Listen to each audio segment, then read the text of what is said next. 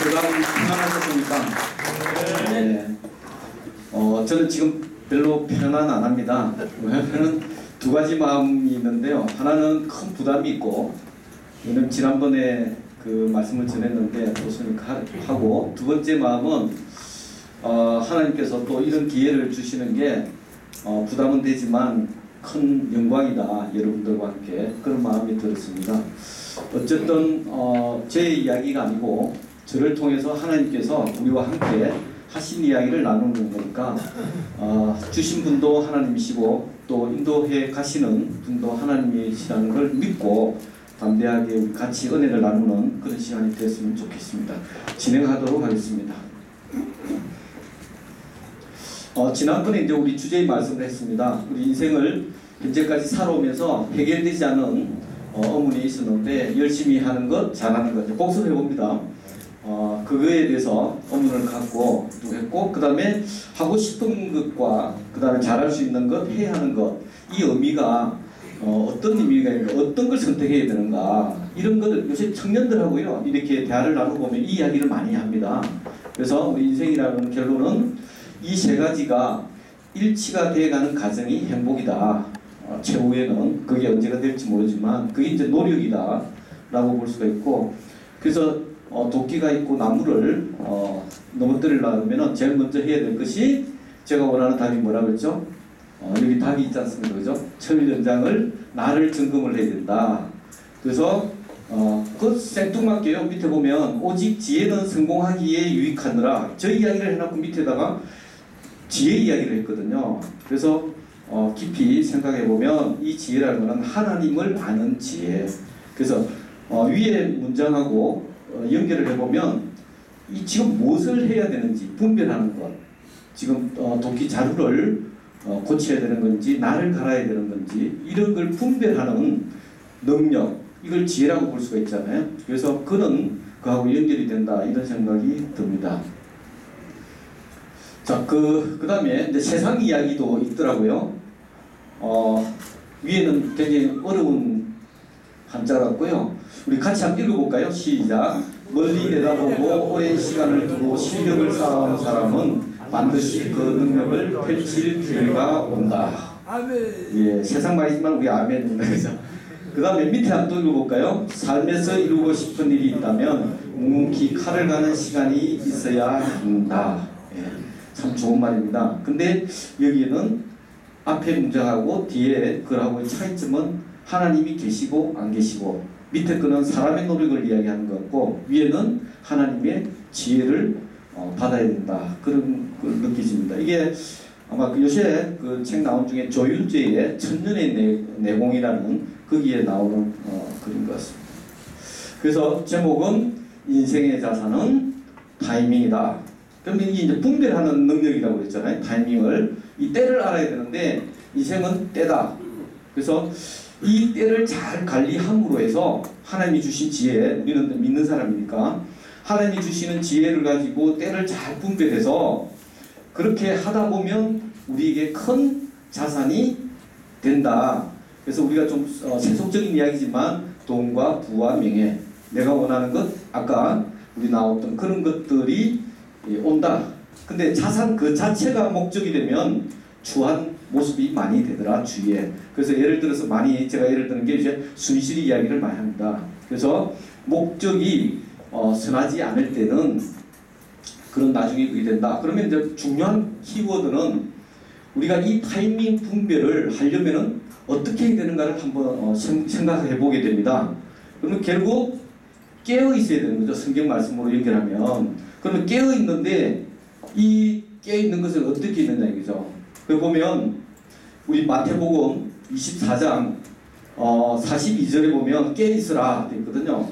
그럼 깨어 있는데 어떻게, 그 깨어 있는다는 뜻이 뭐냐면 거기 44절에 가면 준비하고 있으라 이렇게 설명이 되어 있는 것 같습니다. 그 다음에 45절에 보면 지혜롭고 충성된 종으로서 뭐냐면은 깨어 있으라.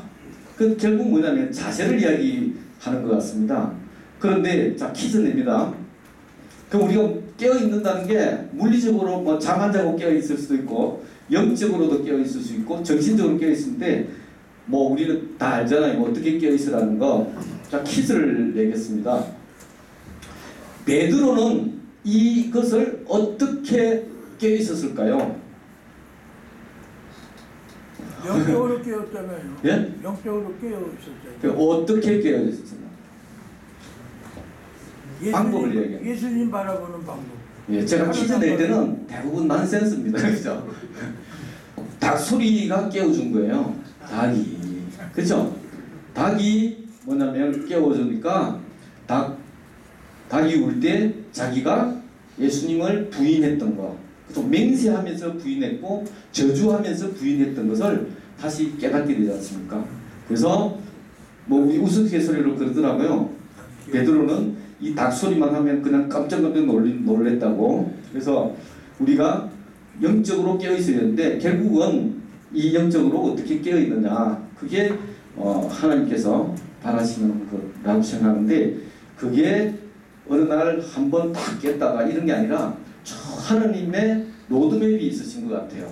이거를 로드맵을 알면은 얼마나 좋겠습니까? 지난번에도 말씀드렸지만 신앙이 어려우면 어렵다고 저는 고백을 할 수 있었던 것은 미래와 현재를 알 수 없기 때문에 어렵다는 거죠. 근데 우리가 알 수 있는 것은 과거를 알 수는 있다는 거죠. 아, 이게 그랬었구나. 그게 반복해서 깨어서 계속적으로 그걸 예의주시하면서 깨어서 공통점과 특징을 찾아가 보면 패턴이 하나님께서 주시더라는 거죠. 그래서 그런 패턴을, 이건 제 이야기입니다. 그러니까 뭐 성경적이든 아니든 성경 속에서 저를 통해서 고백 드리는 거니까 맞다는 아닌 것 같고요. 그렇게 이해를 해주시면 될 것 같고, 그래서 저도 보면 지난번에 말씀을 드렸지만 78년도에 이제 직장 생활을 시작해서 또 어려움이 있었고, 그 다음에 84년도에 영락교회 여자친구 따라서 처음 나오게 됐고, 근데 그때 1년 있다가 결혼을 하긴 했는데 교회 가기 싫어졌는데, 왜 그러냐, 믿어지지 않았기 때문에. 그래서 첫째는 과학적이지 않다. 저는 전자공학을 했다 했잖아요. 과학적이지 않더라고요. 태초에 하나님이 천지를 창조하셨다, 이 자체가 믿어지지 않았고, 그 다음에 예수님께서 돌아가셨는데, 십자가에 돌아가실 때 나의 죄 때문에 돌아가셨다는데 2000년 전에 내가 태어나지도 않았는데 그 십자가하고 내하고 무슨 의미가 있는가. 그러나 수없이 뭐냐면 목사님으로부터 설명은 하셨겠지만 질문에, 그러나 그게 믿어지지가 않았다. 그런데 등등 해서 이런 것, 그 다음에 전지전능 하시는데 무조건 보여달라고 그랬어요. 우리는 보이는 걸, 이 공학이라는 자체가 보이는 것을 믿는 거거든요. 그래서 보여달라고 하는데, 그러면서 막 상상을 하는 거죠. 억지를 부리는 거죠. 전지전능 하시다니까 그냥 이렇게 내려오셔가지고 내가 구름 타고 오신다네 좀 일찍 와서 내가 하나님이다, 그러면 다 믿을 건데 왜 비생산적이고 비효율적인 방법을 택하십니까? 뭐 이런 걸 논리를 자꾸 하는 거죠. 그리고 논리적이지 않으면 안 믿잖아요. 일단 공학적인 거는. 근데 그런 것 때문에 상당히 어려움이 있었는데, 결국은 1998년대 IMF가 오면서 제가 마지막 진짜 죽을 맛으로, 죽을 지경에 도달했을 때 98년 4월 달에 새벽 기도를 나가게 됐는데, 그 전에 어떤 사람의 유혹을 받아서 점을 한번 보고 오라고 했는데, 가서 점집에 가서 점을 못 보고 아내의 제안에 따라서 새벽 예배 100일 새벽 예배를 드리고자, 그래서 돌아와서 아내가 대신에 새벽 예배를 드리는 조건으로 돌아와서 하는데, 열흘 정도 지났을까 아내가 일어나지 못해서 현대 이제 깨워주고 현대도 못 일어나고 몸살이 나서 못 가겠다는 거죠. 그래서 그때 제 마음에 울림이 있어가지고, 어떻게 뭐냐면은 잠을 못 이기는 인간이 무슨 큰 일을 하겠다고. 그리고 이 IMF 어렵다 이게 죽을 지경이라고 그러지만, 이 판에 잠을 못 이기는, 잠이 문제지 경제 IMF가 문제가 아니다. 그래가지고 뿔떡 놀래가지고, 그리고 그거 아니면 기회가, 어떤 초이스가 없으니까 새벽 예배를 나가게 됐는데, 그때부터 나간 새벽 예배가 지금까지 이어오고 있다, 이런 이제 설명을 드렸잖아요. 그러고 있다가 새벽 예배 나갔다고 해서 말씀이 들어오고 뭔지 모르지만 잠자리만 옮겨놨다고 그랬잖아요. 잠자리만. 그래서 그러한 상황에서 지나는데 더더욱 악화가 되는 거죠. 그래서 6월달에 집에 통지서가 왔는데 경매 절차 통지서. 그래서 집까지 이제 처분을 하겠다라는 그런 게 있을 때 진짜 이제 절망 가운데 그러한 최악의 절망이 왔는데도 펑펑 이 1시간 정도 울면서 기도를 했는데 그러고 난 뒤 잠이 들고 다음날 새벽에 예배를 나갔는데 그렇게 편하더라는 거죠. 오히려 그렇게 해서 주가 했는데 그때 말씀을 적어야 되겠다. 이 기왕 처음 다 저한테 하시는 말씀 같아요. 그래서 말이 전혀 이해가 안 되던 말씀이 그때는 전체 전부 다 저한테 주시는 말씀 같아서 적어야 되겠다. 그래서 그 적기 시작한 노트가 지금 60여 급이 이제 일지처럼 되게 됩니다. 그래서 그러자 7월에 파트너에 있던 일본 후지서 회사에서 한국에 파트너가 부도가 나서 IMF 때문에 사업을 못하고 있으니 얼마나 답답하겠어요. 그래서 그 사업만 제가 맡고 있던 사업만 인수를 해서 회사를 설립해 주겠다 해서 이제 난리가 난 거죠. 이제 불의 끝 행복시장 외국 기업이 되는 거 그때가 모든 사람의 로망이었거든요. 그쵸? IMF 때. 근데 찾아와서 외국 기업을 세워주겠다고 그러니까 그러다 사장은 누가 하는가 그때 저보고 뭐냐면 해라고 그래서 저는 몇 번 사양을 하게 됐다는 거죠. 그러면서 그 사람의 말을 듣고 제가 뭐 경험도 없고 엔지니어이기 때문에 그러한 상황에서 수락을 못하고 한 또 2개월을 보내게 됩니다. 그러자 새벽 예배는 계속 드리죠. 그러자 9월 초에 새벽 예배에 나갔는데 그때 주신 말씀이 열왕기상 3장 14절부터 4절부터 15절의 말씀이다. 그게 곧 솔로몬이 왕이 되고 난 다음에 기브온 산당에 가서 예배를 드리는데 1000번제라는 예배를 드리게 됩니다. 그 모습에서 그리고 밤에 하나님께서 솔로몬을 만나주시고 네가 뭐를 원하느냐 그랬더니 이 백성들을 어떻게 다스려야 되는지 많은 수요가 있어서 내가 셀 수도 없고 기록할 수도 없으니 하나님 이 백성들을 재판할 때 선악을 분별할 수 있도록 해 주십시오. 그러니까 이 자기 부와 영광을 위해서도 아니고 국가를 위해서 고민하니까 그때 하나님께서 내 마음에 맞았다. 그래서 네가 원하지 않는 것도 다 해주겠다. 이런 모습을 보게 되잖아요. 그때 당했는데 야 왕도 국가 경영을 위해서 이 고민을 했구나. 걱정을 했구나. 근데 조그마한 기업 경영하는 거 이거는 뭐 아무것도 아니겠다. 그래서 야 왕이 뭐 잘해도 왕이고 못해도 왕인데 그거를 어떤 두려움을 가지고 하나님께 의지를 하고 예배를 드렸다는 모습에서 국가 경영, 기업 경영 이게 그러면 솔로몬처럼 하면 되겠구나 그런 마음을 주셨어요. 그래서 결과적으로 이제 사장이 됐습니다. 이제 되게 되고 그러자 그때 그 모습에서 그러면 1000번제라는 게 천일 새벽 기도라는 걸로 연상이 돼서 그러면 저도 천일 새벽 기도를 드리겠습니다. 왜 그러면 제가 기업이 시작이 되고 CEO가 되고 정상이 됐으면 틀림없이 제가 새벽 예배를 안 나갔을 겁니다. 대충 나갔든지. 근데 그거를 1000일 동안 연장할 수 있도록 그게 고백을 하게 해주시고 그 다음에 1000번째 1000마리 양을 태워서 드렸다고 해서 저도 이제 그 물질 1000번제라는 헌금을 이렇게 드리게 됩니다. 제 나름대로. 그래서 이제 그런 이제 가정 속에 있으면서 보니까 아까도 이야기했지만 우리가 인생이 현재와 미래를 알 수는 없지만 과거는 알 수 있다 그랬잖아요. 제가 이 지난번에 제 스테이터스는 쭉 이야기를 해드렸지만 일본 후지서 그룹의 한국 자회사에 사장을 18년간 했습니다. 그리고 작년 말까지 투자회사에 또 4년 해서 22년에 CEO를 이제 마치고 새로 또 이제 창업을 해서 출발했다 그랬잖아요. 그러면 22년을 외국 기업에 있는데 특히 일본의 대그룹의 CEO를 한다는 것은 쉽지가 않습니다. 그래서 보니까 우리가 CEO의 역할이 뭔가 지나고 보니까 두 가지인 것 같아요. 하나는 CEO뿐만 아니라 모든 사람들의 아까 이제 그 질문이라는 게 있었잖아요. 우리가 수고하고 땀 흘리고 노력한 것들이 헛되지가 말아야 되는 것 같아요. 그래서 열심히 했는데 이게 결과가 안 좋으면 억울한 거죠. 그렇죠? 그 다음에 낙심되는 거죠. 그럴 때 뭐냐면은 용기를 줄 수가 있어야 되고 또 뭐냐면 그 수고가 헛되지 않도록 보호해주는 능력이 있어야 되는데 그게 성경을 읽다 보니까 뭐냐면은 요한복음 14장 16절에 있더라는 거죠. 보혜사 성령님의 역할이거든요. 그 다음에는 우리가 아까 매 주제에서도 그랬지만 잘 판단하고 분별하고 그래야 좋은 결정을 할 수 있고 그 바른 결정에서 좋은 방향성을 가지고 좋은 또 결과를 만들어내고 그러니까 이게 방향성이 좋아야 돼요. 분별력이 좋아야 돼요. 그래서 분별력이 좋아하려니까 뭐가 있어야 된다고요? 깨어 있어야 된다. 근데 내가 임의적으로 어떻게 깨어 있냐 말이죠.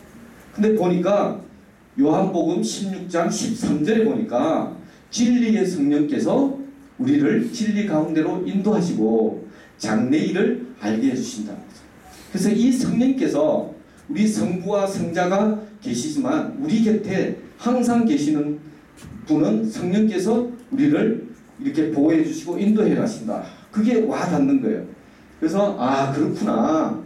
이제 그 다음에 이제 그런 것들을 하면서 계속 이제 아까 노트 적던 걸 이제 카운트를 할 겁니까? 왜냐면 1000일이 되도록 이제 봐야 되잖아요.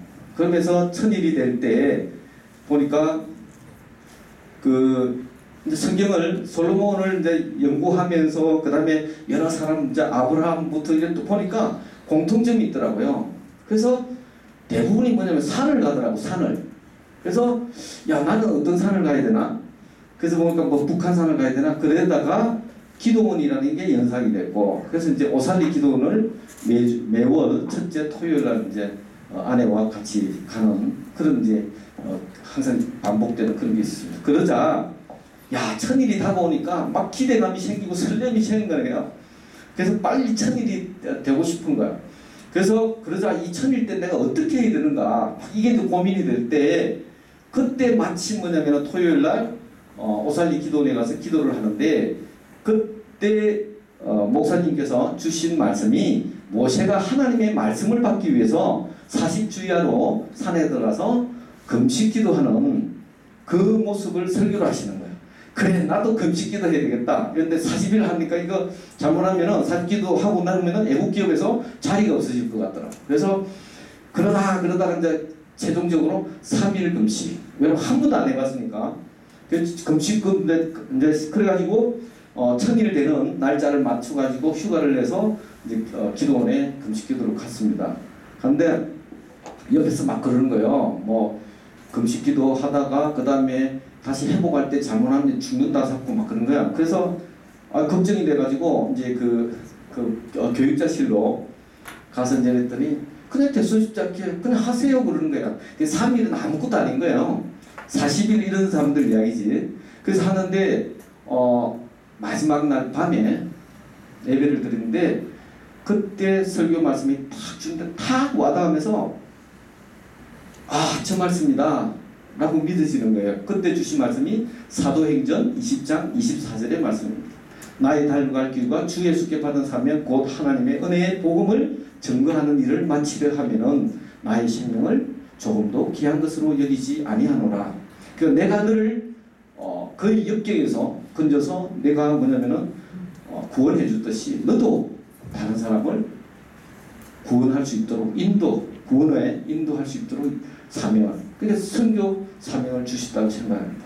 그래서 그거 하고 그러자 그러니까 야 이제 1000일 약속은 이제 끝났잖아요. 그러자 뭐냐면 야 1000일은 더 해야지. 그래서 또 2000일 하고 그때 또 주신 말씀이 로마서 10장 14절에 15때 그것도 똑같은 성경 말씀이고 그 다음에 3000 그 다음에 4000 5000 이제 6000일을 준비하고 있는데 이런데 결론은 뭐냐 숫자에 불과하다. 숫자가 아니고 항상 하나님의 말씀 속에서 어떻게 붙어 매달려 사느냐 그거에 대한 키포인트지 실제적으로 뭐 횟수나 이런 것 가지고 이야기 그래서 제가 거의 그런 이야기 일치 안 하는 거죠. 오히려 이제 외부에서 그런 소식들을 듣고 뭐 이게 방송도 나오고 그런 것도 있지만 그래 보니까 이게 나의 출애굽기도라는 거죠. 노예 생활에서 사망의 생활에서 제 가운데 살다가 제가 어떤 역경을 통해서 다시 뭐냐면 그 이스라엘이 애굽에 막 압박과 고난을 받으면서 부르짖다가 하나님께서 출애굽을 시키시는 거잖아요. 마찬가지로 IMF라는 역경을 통해서 제가 발부둥 치면서 죽겠다고 그럴 때 하나님께서 인도를 해내셨다고 생각하면 저희의 출애굽기에 그 출애굽기의 생긴 게 뭐죠? 만나를 먹여주고 메추라기 먹여주고 하나님을 섬기는 방법을 가르쳐주고 그게 뭐냐면 제가 이걸 통해서 까막눈이 여기서 의심만 있던 까막눈에서 하나님의 말씀을 배우게 됩니다. 그래서 고난이 유익이고 이 고난을 통해서 하나님의 윤례를 배웠다라는 그런 그 시편의 고백을 저희 고백으로 생각하게 됩니다.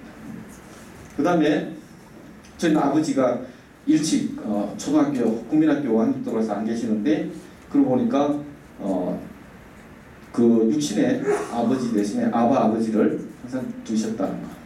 그 다음에 그러면 그 IMF 끝나고 이 기간이 대충 뭐냐면은 한 7년 정도 됩니다. 98년도부터 2005년. 그러니까 2005년 내지 2006년까지는 저를 본 사람이 없을 겁니다. 여기 계신 분이. 그러니까 뭐냐면은 그전에는 뭐 신학생 제도를 못했고 그 다음에 하더라도 이제 1대1의 관계에서만 완전 하나님과의 1대1의 관계에서 훈련받는 시간이었기 때문에 그러자 2005년부터 막 부르기 시작하더라고요. 이 봉사부수나 기타 부수에서. 그래서 이 부분이 나온 게 우리가 이제 그 과정이 다 나왔다면 이제 출애굽해서 가나안 땅으로 온 거냐? 우리가 그 성경적으로 보면 그런 줄 알았습니다. 근데 최근에 몇 개월 전에 새로운 마음을 주셨어요. 너 지금 있는 것이 지금 가나안 땅이 아니라는 거죠. 지금도 광야라는 거예요. 그래서 어제보다는 오늘이 가나안일 수 있고 어제보다는 오늘이 광야일 수도 있다는 거예요. 그러면 하나님께서 왜 이러한 것들을 뭐냐면 하냐? 우리를 사랑하시기 때문에 나를 나태하지 않게 하기 위해서. 그래서 뭐냐면은 하나님이 평안하고 편안하면 하나님을 잊을 수가 있다. 하나님을 잊으면 모든 것을 잃어버린다는 말이 있잖아요. 그래서 이게 또 하나의 하나님의 우리를 향한 방법이고 사랑의 방법이다.